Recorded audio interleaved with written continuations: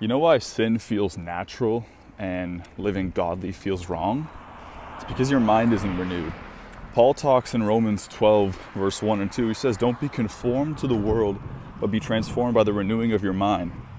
And so when we actively are sinning and it feels more natural than doing right and living godly, that's a sign that our minds aren't renewed.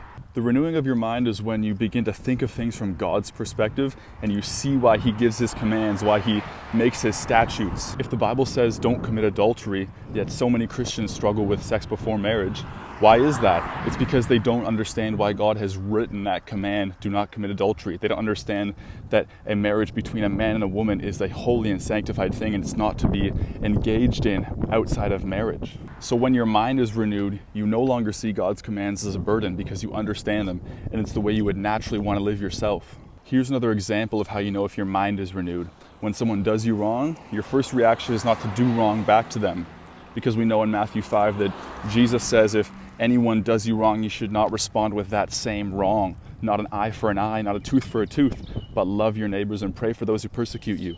So when you're getting your mind renewed, this starts to make sense to you, and you stop losing the desire to actually want to hurt that person back in the same way they did something wrong to you. So when your mind starts getting renewed, this is when Christianity becomes natural, because you're no longer fighting back against the commands of God. You're letting the commands of God be your platform that you live from.